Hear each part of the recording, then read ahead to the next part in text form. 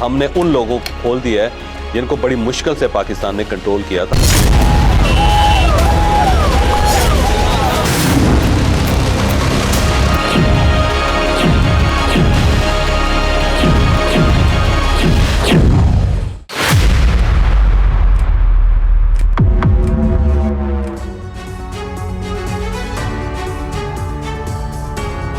नमस्कार, आपके साथ मैं हूं सुरभि शर्मा। मेरे साथ मौजूद है मेरे सहयोगी करुणा शंकर। और दिल्ली धमाके की जांच जैसे जैसे आगे बढ़ रही है, पाकिस्तान के हाथ होने के सबूत पुख्ता होते जा रहे हैं। आज की बड़ी खबर है, जांच में यह साफ हो गया है कि धमाके के पीछे फेड जनरल मुनीर का दिमाग था, जो उसने जैश ए मोहम्मद से अंजाम दिलवाया। फिर जैश ने भारत में डॉक्टर आतंकियों का जाल बिछाया, हमले को अंजाम दिया। बिल्कुल, टीवी9 भारत फर्स्ट आज आपको धमाके पर पाकिस्तान कनेक्शन को लेकर 5 पुख्ता सबूत दे रहा है। दादी के हाथों का जादू और खुशबू से महकता घर, माँ की मुस्कुराहट और खाने की सुगंध, MDH गरम मसाला, क्योंकि हर रिश्ता है स्वाद से जुड़ा। जिसे देखकर आप समझ जाएंगे कि धमाके में कैसे पाकिस्तान का हाथ था। और सबूत नंबर 1 क्या है, आप देखिए, धमाकों के पीछे जैश ए मोहम्मद की साजिश। सबूत नंबर 2, गिरफ्तार आतंकियों के जैश से सीधे संपर्क। इन सब पर आपके सामने सबूत होंगे।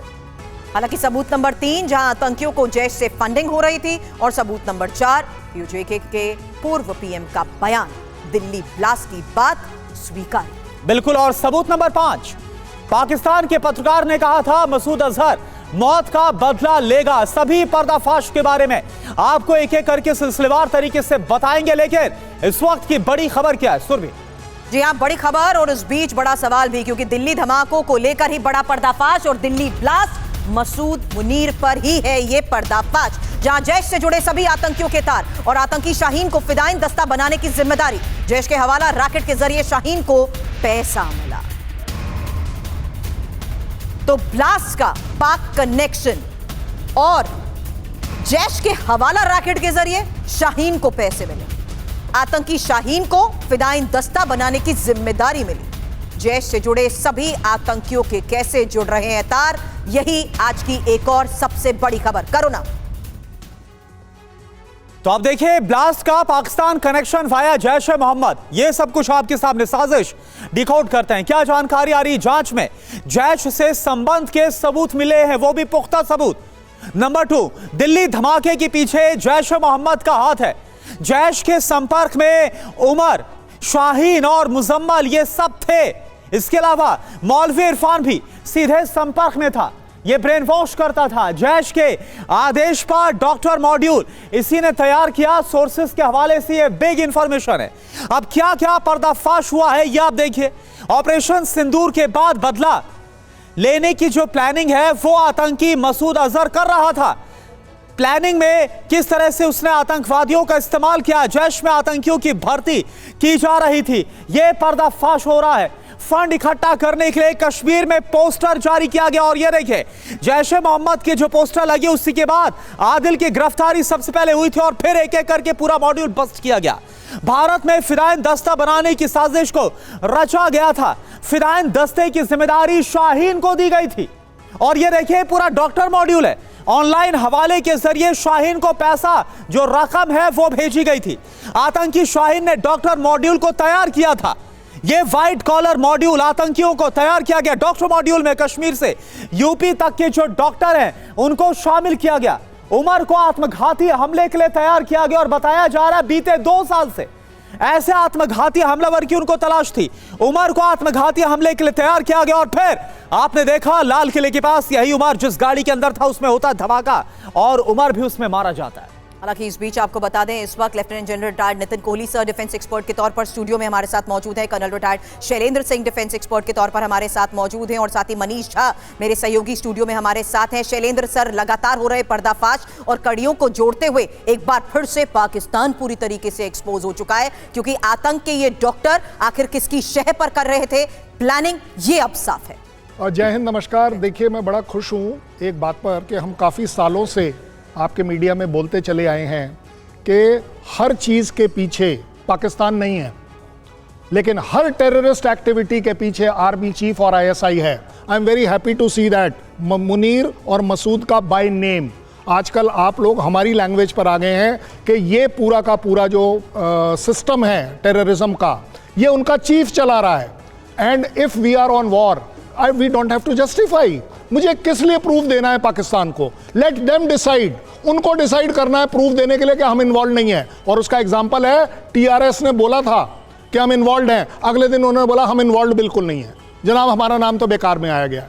That is what India needs to graduate now. अगर हम आज ये डिसाइड करें कि if we are on war on terrorism, और इस टेररिज्म के पीछे अगर मसूद है तो Masood is on war with us. As far as I am concern, उसको ट्रेन करने वाला अगर आईएसआई और मुनीर है, then we are on war with Munir and Masood.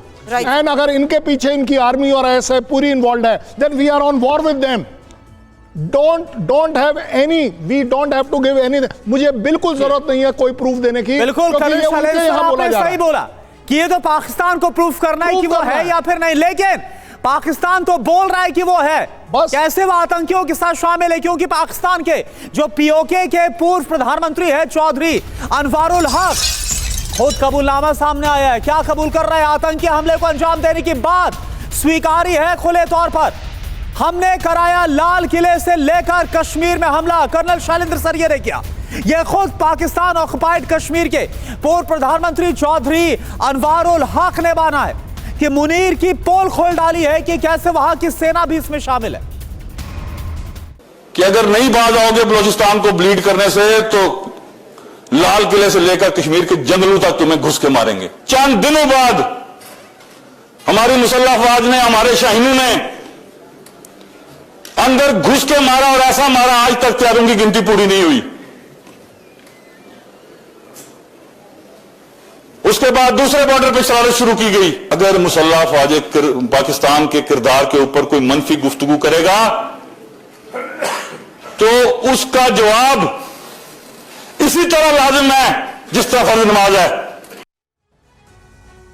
और दिल्ली बम ब्लास्ट को लेकर ही पाकिस्तानी पत्रकार का भी बयान। पाकिस्तानी पत्रकार ने ब्लास्ट के पीछे जैश के सबूत दिए हैं। दिल्ली बम ब्लास्ट जैश ए मोहम्मद की साजिश। मसूद अजहर ने 14 रिश्तेदारों की मौत का बदला लिया है। ऑपरेशन सिंदूर में हुई थी मसूद के 14 रिश्तेदारों की मौत। मौलाना मसूद अजहर साहब ने एक ऐलान किया है, और उनका ऐलान ये है कि इंडिया ने क्योंकि मेरे घर पे, मेरे मदरसे पे हमला किया है, तो अब मेरे पास ये हक है कि मैं उसका बदला लूं। अब अगर इंडिया के अंदर धमाके होने शुरू हो जाते हैं या ये अपने स्लीपर सेल्फ को एक्टिव कर देते हैं, तो खुद अंदाजा लगाएं कि इंडिया कहां पे स्टैंड करेगा। इंडिया को ये महसूस हो जाना चाहिए कि हमने उन लोगों को खोल दिया है जिनको बड़ी मुश्किल से पाकिस्तान ने कंट्रोल किया था। अब पाकिस्तान ज़ाहिर अपना हाथ खींच लेगा। अब पाकिस्तान हाथ खींचेगा तो फिर तकलीफ ज़ाहिर इंडिया को होगी। तो आप देखिए, खुद जो पाकिस्तानी पत्रकार है उसने किस तरह से पर्दाफाश किया कि पाकिस्तान का जो आतंक कनेक्शन है वो कितना गहरा है। और देखिए, हमारे साथ हमारे संवाददाता जितेंद्र शर्मा भी जुड़े, उनका भी हम रुख करेंगे। लेकिन इससे पहले lieutenant general Nitin Kohli sir, अब क्या आप बताइए, कुछ यहां पर कहने के लिए बाकी रह जाता है? तमाम वो जो डिजिटल डॉक्यूमेंट्स या फिर डिजिटल सबूत एक एक करके तमाम जो आरोपी अरेस्ट किए गए उनके मोबाइल से मिल रहा है। अनवारुल हक की तरफ से खुद यह माना गया, एक्सेप्ट किया गया कि कश्मीर से लेकर दक्षिण तक जो भी हो रहा है वो सिर्फ और सिर्फ पाकिस्तान और वहां का फील्ड मार्शल करा रहा है। देखिए, इसमें कोई भी शक नहीं है, और वो पाकिस्तान के एक्स पीएम के कहने की हम वेट नहीं कर रहे थे। काफ़ी समय से हमें मालूम है इस बात का कि पाकिस्तान कराता है, और हमारे पास इसके बड़े अच्छे प्रूफ हैं। और इससे पहले भी जो टेररिस्ट हमले हुए हैं वो पाकिस्तान स्पॉन्सर्ड ही हैं, और स्टेट में और टेररिस्ट में उनमें कोई फ़र्क नहीं है, इसमें कोई शक नहीं है। लेकिन ये है कि हमने एज ए कंट्री थोड़ा मैच्योरिटी से इसका रिस्पॉन्स देना है। इसमें मुनीर ने यह भी कुछ समय पहले कहा था कि जो अगला हमला होगा वो ईस्ट की तरफ से आएगा, और आज बांग्लादेश में भी अगर आप देखें जैश ए मोहम्मद, IS, LET उनके लोग वहाँ पहुँच चुके हैं, और जमायत भी वहाँ पर काफ़ी एक्टिव है। ये जो नाइट्रेट वहाँ से लाया, अमोनियम नाइट्रेट यहाँ पर आया है, उसकी ये भी खबर है कि शायद वो बांग्लादेश वाले बॉर्डर से आया हो। और सबसे बड़ी बात ये है कि ये हमले इनके तभी सक्सेसफुल होते हैं कि क्योंकि यहाँ स्लीपर सेल्स हैं। सो हमने अपने घर को भी ठीक करना है। पाकिस्तान को तो जवाब देना ही है। अपने घर में, हमारी कंट्री के अंदर जो स्लीपर सेल्स हैं, जो ऐसे अल्फला टाइप की यूनिवर्सिटीज़ हैं या और भी जो कई बने हुए हैं, उनको भी ठीक करना है ताकि इनको ठीक से चेक किया जा सके और पाकिस्तान को ठीक से इसका जवाब दिया जा सके। और वो हमारी सरकार जैसे पहले भी किया था, at the time of our choosing, जब हमें ठीक समझेंगे जो होगा उस समय अप्रोप्रिएट हमला किया जाएगा उनके ऊपर। लेकिन एक और बड़ी खबर है सर, और ये आतंकी मौलवी इरफान को लेकर एक बड़ा पर्दाफाश हुआ है। हालांकि जैश और गजवात उल हिंद से जुड़ा हुआ मौलवी इरफान, जहां आतंकी साजिश का मास्टरमाइंड मौलवी इरफान, और इरफान भारत में गजवात उल हिंद के लिए कर रहा था काम। तो आप देखिए, मौलवी इरफान को लेकर एक और बड़ी खबर है। मौलवी इरफान मॉड्यूल का ये रिंग लीडर था, जो पूरा मॉड्यूल बस्ट किया गया है। घाटी में स्लीपर सेल की तरह ये काम करता था। इरफान ने उमर को धमाके के लिए इसी ने तैयार किया था, इसी ने ब्रेन वॉश किया था। फिदाइन जो तैयार किया गया वो इसी ने किया। दूसरे डॉक्टर्स का भी ब्रेन वॉश का काम मौलवी इरफान ही करता था।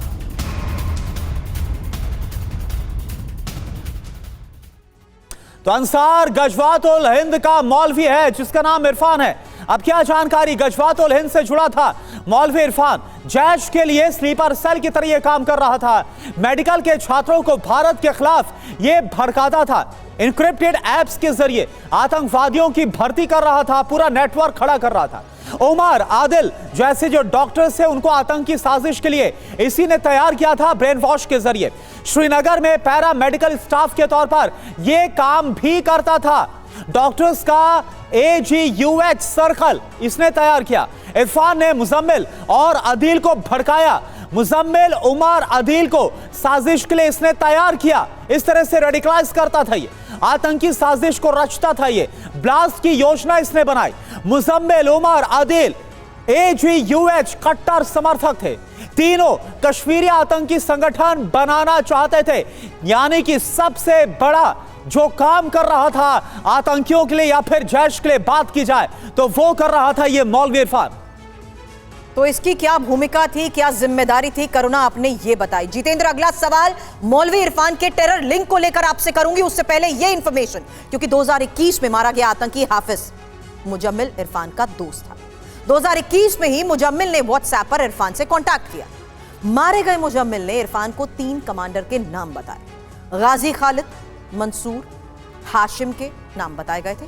तीनों गजवात उल हिंद के बड़े कमांडर भी थे। अब गिरफ्तार मुजम्मिल और 2021 में मारा गया मुजम्मिल भी दोस्त थे। हालांकि गिरफ्तार मुजम्मिल ने इरफान से अदील और उमर की ही मुलाकात करवाई, और मुजम्मिल, उमर, अदील एक कश्मीरी आतंकी संगठन भी बनाना चाहते थे। अब जिस तरीके से कड़ियों को जोड़ा गया है जितेंद्र, सब कुछ साफ हो चुका है कि कैसे आतंकियों के साथ जुड़े इनके ये पुराने तार। जी बिल्कुल, देखिए जम्मू कश्मीर पुलिस ने गिरफ्तारी के बाद जो इनसे पूछताछ की उसमें ये तमाम खुलासे हुए, और इसके बाद अब NIA की कस्टडी में ये सभी हैं। तो ऐसे में कड़ियों को हालांकि जोड़ तो लिया गया है किसके थ्रू कौन मिला था, लेकिन अब प्लानिंग किस तरीके से रची गई, कहाँ बैठकर तैयार की गई, किसने इसके लिए इंस्टिगेट किया, ये वो तमाम सवाल हैं जो अब इन सबको एक साथ बिठाकर जाना जाएगा, पूछताछ इनसे की जाएगी। इसके अलावा अभी तक की जो तफ्तीश है उसमें सीधे तौर पर जो मौलवी इरफान है उसका रोल सबसे अहम निकलकर सामने आया। पता चला है कि अंसार गजवात उल हिंद से वो ही जुड़ा हुआ था, और मुजम्मिल और ये दोनों एक दूसरे को पहले से जानते थे, लेकिन मुजम्मिल के जरिए जितने बाकी डॉक्टर, चाहे वो डॉक्टर शाहीन हो, डॉक्टर आदिल हो, डॉक्टर उमर हो, ये सभी इरफान से मिले। इरफान हाईली रेडिकलाइज्ड है और इरफान ने ही इन सबका ब्रेन वॉश किया और इनको अंसार गजवात उल हिंद के लिए काम करने के लिए प्रेरित किया। इसके अलावा जैश के कई कमांडर हैं जो लगातार इरफान के संपर्क में थे। तो कहीं ना कहीं ये जो पूरा मॉड्यूल है इसका मास्टरमाइंड अब फिलहाल पूछताछ के दौरान इरफान निकलकर सामने आया है। तो ऐसे में जांच एजेंसी जानना चाहती है कि जो विस्फोटक बाहर से आया या फिर हिंदुस्तान के अंदर ही खरीदा गया, ये तमाम विस्फोटक क्या इरफान के कहने पर खरीदा गया, और जो टेरर फंडिंग की गई जिसमें से 20 लाख रुपए शाहीन ने भी दिए थे और जो बाकी पैसा था क्या वो इरफान के जरिए विदेशों से आया था। तो ये वो तमाम चीजें हैं जो अब फिलहाल इन सभी को आमने सामने बिठाकर NIA पूछताछ के दौरान जानने की कोशिश कर रही है। जी बिल्कुल जितेंद्र, यानी खड़ी धर खड़ी किस तरह से इस हमले को अंजाम दिया गया, क्या थी पूरी साजिश, एक एक करके जो NIA है वो सब कुछ इन्वेस्टिगेट कर रही है और पर्दाफाश हो रहा है। एक और बड़ी खबर क्या है, दिल्ली बम ब्लास्ट के बाद पाकिस्तान को अब भारत के हमले का डर सता रहा है। ये देखिए आप, चोर की दाढ़ी में तिनका। दिल्ली धमाके के बाद पाकिस्तानी रक्षा मंत्री ख्वाजा आसिफ ने क्या कहा कि भारत उनके खिलाफ कोई जंगी कार्रवाई कर सकता है। ख्वाजा आसिफ का बयान आप सुनिए, क्या बोल रहे हैं आप। जो तैयारी है या हमारी जो अलर्ट जो है हमारा, वो मैक्सिमम है। बिल्कुल किसी सूरत में भी हम इंडिया को ट्रस्ट नहीं कर सकते। हमारे और उनका जो आपस में जो सरहद है उसके ऊपर भी कोई इनकर्जन करे, कोई अटैक करे या कोई इज्तिमा करे अफवाज का जो है जो उनकी सराहत है उस पर। और देखिए मनीष भी हमारे साथ है। मनीष, लगातार हम ये दूसरी बार देख रहे हैं जब ख्वाजा आसिफ की तरह से जो आतंकी ब्लास्ट हुआ दिल्ली में, इसके बाद ये बयान दिया गया। आखिर ये खौफ इतना क्यों है? जरूर पाकिस्तान का जो कनेक्शन है और क्या हुआ है ये सब कुछ तो पता है। चोर की दाढ़ी में तिनका, इसलिए इस तरह से बिलबिलाए हुए हैं ये लोग। देखिए पाकिस्तान कैसा है वो तो बताने की ज़रूरत नहीं है, लेकिन आप ये देखिए कि एक बार फिर से पाकिस्तान के रक्षा मंत्री ठीक उसी तरह का नैरेटिव बिल्ड अप कर रहे हैं जैसा ऑपरेशन सिंदूर से पहले हुआ था। इसलिए मैं जनरल कोहली की बात से 100% अग्री करता हूं कि भारत को, भारत के लोग को, भारत की संस्थाओं को बहुत ही मेच्योरली यहां पर बिहेव करना है कि कहीं ये दोबारा से जंग शुरू करने के लिए ड्रैग करने की तो कोशिश नहीं है। पूरे मामले को अगर आप देखेंगे तो आपको लगेगा कि ये आतंकवाद, रेडिकलाइजेशन और भारत विरोधी पाकिस्तानी साजिश का एक कॉकटेल है। लेकिन इसमें देखिए सबसे बड़ी बात क्या है, ऑपरेशन सिंदूर के बाद भारत सरकार ने एक रेड लाइन खींची थी कि any act of terror will be considered as an act of war. तो अगर हमने इसको एक्ट ऑफ वॉर के तौर पर दिया तो फिर भारत हमला करेगा। भारत हमला करेगा तो पाकिस्तान के साथ युद्ध होगा। इसके बावजूद कि पाकिस्तान इसमें तबाह हो सकता है, लेकिन आप ये देखिए कि आज की तारीख में पाकिस्तान के अंदरूनी हालात इतने खराब हैं कि वो चाहता है कि भारत के साथ जंग शुरू हो जाए ताकि ऐसी स्थिति में उनके आंतरिक मसले खत्म हो जाए। और जब भारत के साथ जंग शुरू होगी तो फिर पूरी दुनिया आएगी कि भाई रुक जाओ रुक जाओ रुक जाओ, और उस वक्त फिर उनका न्यूक्लियर ब्लैकमेलिंग शुरू होगा। तो ये पूरी एक साजिश है और पाकिस्तानी हमेशा ये साजिश करने में जो है सो माहिर माने जाते हैं। तो हमें बहुत ही सोच समझकर पाकिस्तान के किए हुए कार्रवाई का दंड देना चाहिए, लेकिन किस तरीके का दंड होगा वो उनको प्रेडिक्ट मत करने दीजिए। मनीष, मैं आपको भरोसा दे सकता हूं कि ख्वाजा साहब जो बोल रहे हैं ना कि इंडिया पर विश्वास नहीं किया जा सकता, 100% आप विश्वास करिए कि इंडिया आपके इस टेररिज्म का जवाब जरूर देगा। जी, मैं आपको भरोसा देता हूं ख्वाजा साहब, हम जरूर आएंगे। हमारी लड़ाई इस टेररिज्म के ऊपर हमेशा रहेगी। और जहां तक बात हो रही है लड़ाई हिंदुस्तान पाकिस्तान की, हमने कहीं किसी फोरम में नहीं कहा कि हम पाकिस्तान पर अटैक कर रहे हैं। हम हर बार टेररिज्म के ऊपर अटैक कर रहे हैं। और अब हमारी नई पॉलिसी है कि जो इस टेररिज्म के साथ जहां खड़ा होगा हम उसे वहां जाकर सबूत भी सामने है सर। अब एक और खबर है, दिल्ली ब्लास्ट केस में ही आतंकियों पर ये एक और बड़ी खबर है जहां गिरफ्तार आतंकियों के फोन से भी बड़ा पर्दाफाश हुआ है और एनआईए ने फोन का डिलीटेड डेटा रिकवर कर लिया है। मुजम्मिल, आदिल के फोन का डेटा रिकवर हुआ है। शाहीन और इरफान के फोन का भी डेटा रिकवर किया जा चुका है, जहां फोन में कुछ वीडियो बॉम्ब मेकिंग के भी मिले हैं। केमिकल रिएक्शन से जुड़े रिसर्च वीडियो भी इसमें मौजूद है। और देखिए अकेले मुजम्मिल की बात करें तो इसके फोन से 200 वीडियोस मिले। मसूद अजहर की तकरीरों के ऑडियो वीडियो क्लिप्स इसके फोन से रिस्टोर किए गए। जैश के दूसरे आतंकवादियों के वीडियोस भी मिले। फोन में आतंकी ट्रेनिंग के भी 80 वीडियो क्लिप्स मौजूद है। फोन में दिल्ली, यूपी, मुंबई के वीडियो मिले। धार्मिक स्थल, भीड़ भाड़ वाले मार्केट के वीडियो मिले। आप समझिए इनके फोन से इनकी साजिश का एक एक करके पर्दाफाश हो रहा है। तो मोबाइल में ही आतंकी ये फैक्ट्री, क्योंकि गिरफ्तार आतंकियों के मोबाइल का डेटा रिकवर हो चुका है, जहां एनआईए ने मोबाइल का डिलीटेड डेटा रिकवर किया है और मुजम्मिल शाहीन के मोबाइल का डेटा रिकवर हुआ है। हालांकि आतंकी अदील और इरफान के फोन का डेटा भी रिकवर हुआ है, जिसमें आपको बता दें सनसनीखेज सैकड़ों आतंकी वीडियो मिले हैं। सिर्फ मुजम्मिल के ही मोबाइल से 200 वीडियो सामने आ चुके हैं। 200 में से 80 वीडियो तो आतंकी ट्रेनिंग के हैं। जैश और मसूद अजहर और अन्य कमांडर्स के इसमें वीडियो बताए जा रहे हैं। जहरीले तकरीरों के ऑडियो हैं, वीडियो हैं। आईएसआईएस से जुड़े आतंकियों के वीडियो और ऑडियो, बम बनाने के साथ साथ केमिकल रिएक्शन तक के वीडियो, किस तरीके से इसको लेकर रिसर्च हुई है उसके बकायदा वीडियो हैं। और सबसे बड़ी बात, दिल्ली, यूपी समेत कई राज्यों के धार्मिक जगहों के वीडियो भी मिले हैं और कई राज्यों की भीड़भाड़ वाले मार्केट के वीडियो भी मिले हैं। और इन डेटा को रिकवर करते हुए ये वीडियो सबूत कितने मायने रखते हैं जितेंद्र?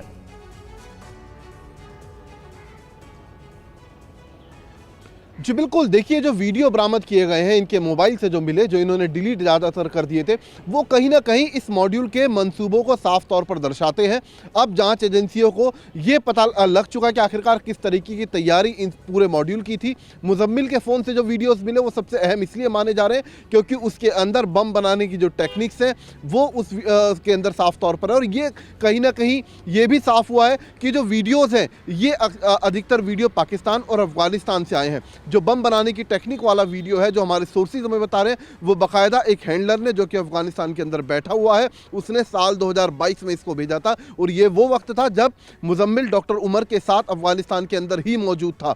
और जांच के दौरान ये भी सामने आया कि ये इनकी मुलाकात वहाँ पर ना सिर्फ जैश ए मोहम्मद के एक कमांडर से हुई, बल्कि ISIS के एक ऑपरेटिव से भी इनकी मुलाकात हुई है और उसी ने ये वीडियो इनको दिए हैं। और इसमें से ज़्यादातर वीडियो ऐसे हैं जिसमें मसूद अजहर, इसके अलावा जैश से जुड़े जो तमाम बड़े आतंकी हैं, जो बड़े कमांडर्स हैं, वो सभी जो जहरीली स्पीचें दे रहे हैं, वो अपने जलसे के दौरान वो वीडियोज़ इनके पास से, वो तकरीरें इनके पास से बरामद हुई हैं। इसके अलावा दिल्ली के कई ऐसे कंटोनमेंट एरिया हैं, साथ ही पंजाब के ऐसे कई कंटोनमेंट एरिया हैं जिनके वीडियोज़ इनके पास से मिले हैं। इसके अलावा अलग अलग मार्केट्स के, धार्मिक स्थल के वीडियोज़ इसके मोबाइल से रिकवर किए गए हैं। तो कहा जा सकता है बिल्कुल, यानी जितेंद्र, जो कहा जा रहा था कि लाल किले के पास जो धमाका हुआ, यह सब कुछ पैनिक में आकर उमर की तरफ से अंजाम दे दिया गया था, लेकिन इनकी साजिश बहुत बड़ी थी और एक एक करके इन साजिशों का खुलासा इन्हीं के मोबाइल फोन से जो वीडियो और ऑडियो क्लिप्स मिल रहे हैं उससे पता चल रहा है। एक और बड़ी खबर क्या है, साल 2022 में तुर्की गए थे उमर और मुजम्मिल दोनों। सीरियाई ISIS आतंकी कमांडर से भी इन लोगों ने मुलाकात की थी। जैश कमांडर के इशारे पर हुई थी मुलाकात। दोनों ने बम बनाने की बात कही थी। सीरियाई कमांडर ने बम बनाने में बाकायदा इनकी मदद की थी। एक बड़ी खबर है, सुप्रीम कोर्ट में दिल्ली पुलिस ने कहा है कि बुद्धिजीवी आतंकी ज्यादा खतरनाक, जमीनी आतंकियों से ज्यादा खतरनाक हैं ये बुद्धिजीवी। साजिश के पीछे बुद्धिजीवी ही असली दिमाग। तो देखिए, व्हाइट कॉलर आतंकवाद पर दिल्ली पुलिस ने क्या कहा है, यह आप देख लीजिए। व्हाइट कॉलर आतंकी मॉड्यूल से देश को ज्यादा खतरा है। बुद्धिजीवी आतंकी ज्यादा खतरनाक हैं। बुद्धिजीवी जब आतंकी बनते हैं तो जमीनी आतंकी से ज्यादा यह खतरनाक होते हैं। बुद्धिजीवी ही असली दिमाग है। लाल किले धमाके से यह साबित हो गया। कर्नल शैलेंद्र सर, यह हमने देखा भी कि चाहे उमर हो या फिर तमाम वो रेडिकलिस्ट डॉक्टर्स जो कि इसमें शामिल थे, जिनको गिरफ्तार किया गया, अरेस्ट किया गया, इन सबको पता था कि आखिर कैसे अलग अलग केमिकल का इस्तेमाल करना है, कैसे बम बनाना है, और इन पर कोई शक भी नहीं कर सकता जिस तरह से ये लोग ऑपरेट करते हैं। नहीं, देखिए, बड़ी जायज़ सी बात है कि जो अनपढ़ गंवार छोटा आदमी है वो छोटा बम बनाएगा, छोटी IED बनाएगा, पटाखा बनाएगा अपने आप में, वो बड़ी चीज़ नहीं बना पाएगा। ये जो पढ़े लिखे वाले हैं, आप बता दीजिए आज से पहले कब इंडिया में ये न्यूज़ आई कि ammonium nitrate can be used like this. और उससे भी बड़ी बात, मैं इस सब्जेक्ट पर क्वालिफाइड हूं इसलिए बोल रहा हूं। मैं आपको 10 और ऐसे कंपाउंड बता सकता हूं, केमिकल बता सकता हूं जहां से IED बन सकती है। हालांकि हमें वो इस तरह की बातें डिस्कस नहीं करनी चाहिए, बट ज्यादा बड़ी बात यह है कि इस तरह के लोग जो पढ़े लिखे हैं, जिनका एक्सेस लेबोरेटरीज के अंदर है, जो एक्सपेरिमेंट कर सकते हैं, ये जायज बात है कि ज्यादा बड़ी चीज कर पाएंगे। 2900 kg अगर अमोनियम नाइट्रेट को डिवाइड किया जाए, 22 उनके पास से जो डेटोनेटर निकले हैं, टाइमर निकले हैं, इसका मतलब क्या है कि एक बड़ी स्ट्राइक जो छोटा आदमी है, अनपढ़ आदमी है, वो 100 ग्राम का बनाएगा, ये 2900 kg का बना रहे हैं। तो एक व्हाइट कॉलर का जो थ्रेट है वो डेफिनेटली 1000% ज्यादा बड़ा है, ज्यादा घमासान है, ज्यादा हानिकारक है। और उससे भी बड़ी बात, वो जो पढ़ा लिखा आदमी है उसके टच में जो बाकी पढ़े लिखे आते हैं वो हमारे लिए ज्यादा डेंजरस है। क्योंकि जो एक छोटा आदमी होता है, जो अनपढ़ गवार है, वो एक आदमी काम करेगा, 100 रुपए पर काम करेगा, 1000 रुपए पर काम करेगा। बट ये वाले जो रेडिकल हैं, इनके दिमाग में एक अलग चीज है सर। और इस बात का अंदाजा भी नहीं लगाया जा सकता था कि किस तरीके से ये अपना बकायदा एक ग्राउंड बेस सेटल कर चुके थे। ये मैंने क्यों कहा, क्योंकि अगली खबर सुनिए। बम ब्लास्ट के मुजम्मिल ने ही विस्फोटक बनाया और आटा चक्की में ही यूरिया पीस कर विस्फोटक बनाया गया। अब यूरिया में केमिकल मिलाकर विस्फोटक बनाया गया और हंजुल्ला ने ही मुजम्मिल को बॉम्ब बनाने के वीडियो भी भेजे। जैश ए मोहम्मद का हैंडलर है हंजुल्ला। और देखिए आप, दिल्ली बम ब्लास्ट को लेकर एक और बड़ी खबर है। डॉक्टर मुजम्मिल, जो आतंकी डॉक्टर है, उसने लोगों को मॉड्यूल में भर्ती कैसे करता था। ये डॉक्टर शाहीन लोगों का ब्रेन वॉश करती थी और महिला ब्रिगेड को तैयार कर रही थी। लेडी आतंकवादियों की टीम बनाना चाहती थी शाहीन, और इसकी जिम्मेदारी इसको दी गई थी। डॉक्टर मुजम्मिल मरीजों के घर जाकर उन्हें भड़काता था।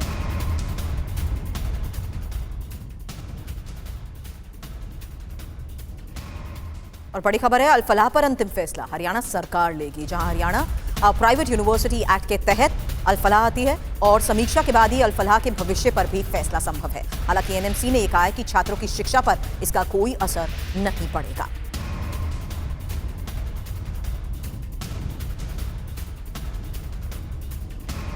मनीष, एक बात, हालांकि अल-फलाह को देखते हुए फैसला बहुत इंपॉर्टेंट है क्योंकि जरूरी है कि आखिर यहां पर पढ़ने वाले छात्रों की शिक्षा पर इसका असर ना पड़े, लेकिन जिस बात को कहते हुए मैंने शैलेंद्र जी को रोका था, एक ग्राउंड बेस ये सेटल कर चुके थे क्योंकि अपनी प्लानिंग को नॉर्मल सिविलियंस के बीच में रहते हुए भी, और देखिए आटा चक्की तक जाकर अगर पीस कर विस्फोट बनाया जा रहा है तो देखिए किस शातिर तरीके से लोगों के बीच में रहते हुए ही, अपने साथ इन विस्फोटकों को रखते हुए ही वो पूरी प्लानिंग को अंजाम देने की फिराक में थे।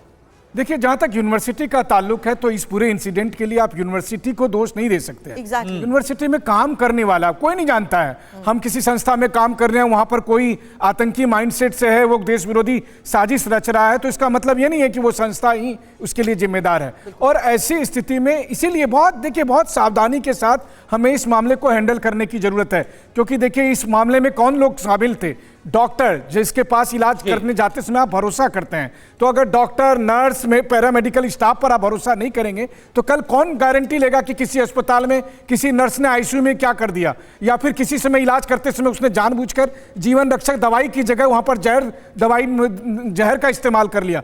तो रेडिकलाइजेशन और टेररिज्म और पाकिस्तान के साथ के चैलेंज, ये तीनों अलग अलग फ्रंट हैं, लेकिन इस वक्त पाकिस्तान की तरफ से कोशिश की जा रही है कि उसका कॉकटेल बनाया जाए, तो उसका सामना करना है। और इसके लिए जरूरी है कि हमारी जो संस्थाएं हैं वहां पर जो भीतरघात करने वाले लोग हैं उनको हम आइडेंटिफाई करें और उस संस्था को भी इन लोगों से बचाएं। और ऐसा वो भी राय करो ना। बिल्कुल, और हमने देखा भी था अल-फलाह की तरफ से जो फर्स्ट रिएक्शन आया था, पहला बयान, स्टेटमेंट यही आया था कि देखिए ये सब जो गिरफ्तार किए गए या जो आतंकी है, सिर्फ इनके साथ इनका पेशेवर रिश्ता था, इनको कुछ पता नहीं था। खैर, आगे की इन्वेस्टिगेशन लगातार इस पर जारी है। इस बीच एक और बड़ी खबर, गुजरात से गिरफ्तार आतंकवादियों से जुड़ी बड़ी खबर है।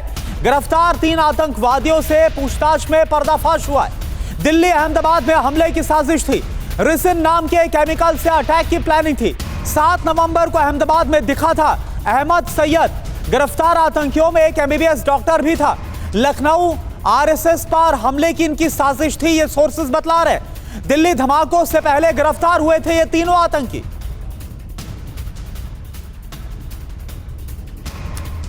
और नितिन कोहली सर, ये गिरफ्तारी, इसके बाद दिल्ली का धमाका होना, कैसा आप देख रहे हैं ये सब कुछ जो मॉड्यूल तैयार करने की देश के अंदर कोशिश हो रही, कितना खतरनाक है? देखिए, अभी इसमें कई गिरफ्तारियां हो चुकी हैं और कई गिरफ्तारियां भी होनी बाकी हैं और भी कई चीज़ें निकल करके आएंगी।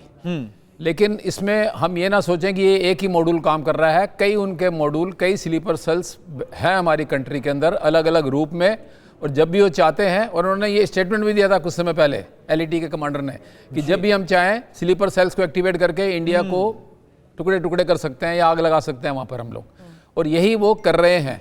तो हमको इसको ज़रा ठीक तरीके से देखना पड़ेगा, सिस्टमेटिक तरीके से। ये जो वाइट कॉलर की भी बात आप कर रहे थे, वाइट कॉलर ये टेररिस्ट ही नहीं है। इनको जो ओवरग्राउंड वर्कर हैं इनके, या इनको जो सपोर्ट देने वाले हैं, जो टीवी पर आकर भी जस्टिफाई करते हैं इसको कि जो हो रहा है ठीक हो रहा है, जो इसको कंडम नहीं करते, वो लोग भी इनके सपोर्टर हैं, जो इनको फाइनेंशियल सपोर्ट देते हैं। अल-फलाह यूनिवर्सिटी के अंदर ये पॉइंट अभी आया था आपका कि यूनिवर्सिटी को पता नहीं है, जो उसका मालिक है Siddiqui, he has also been arrested, और काफ़ी पैसा निकला उसके पास में। सो इन यूनिवर्सिटी को इस सेटअप इस मकसद से किया गया था कि ज़्यादातर लोग, मैं नहीं कह रहा कि 100% लोग, ज़्यादातर लोग यहाँ पर ये रहेंगे। सो हमको थोड़ा अपना इंस्टीट्यूशन को ठीक करना पड़ेगा और कुछ पॉलिसीज़ को भी चेंज करना पड़ेगा। मैं एक छोटी बात बताना चाह रहा हूँ आपको। वैष्णो देवी में जहाँ हम जाते हैं और अपना पैसा हम लोग चढ़ाते हैं, वहाँ पे नीचे कटरा के पास में एक मेडिकल कॉलेज खुला है कुछ समय पहले। उसमें 80 सीट्स हैं, जिसमें से 72 सीट्स मोमडन्स को और लोकल्स को दी गई हैं। Right sir. सिर्फ जो बाकी सीटें 7-8 सीटें जो वो हिंदू बच्चों को दी गई हैं। उसको लेकर विरोध भी जताया गया था, वो तस्वीरें भी हमने दिखाई थी। लेकिन एक बड़ी बात है जिसकी एक जानकारी हमारे सहयोगी जितेंद्र ने दी कि आखिर किस तरीके से अब कड़ियों को जोड़ते हुए ही तमाम पर्दाफाश हो चुके हैं। हालांकि अभी तक की बड़ी खबरें दिल्ली ब्लास्ट को लेकर हुई इन्वेस्टिगेशन की थी। आप सभी हमारे साथ जुड़े उसके लिए बहुत बहुत शुक्रिया। ये है सीक्रेट रेसिपी MDH का जीरा सिर्फ जल जीरा मसाला। जीरा सिर्फ MDH का जल जीरा सिर्फ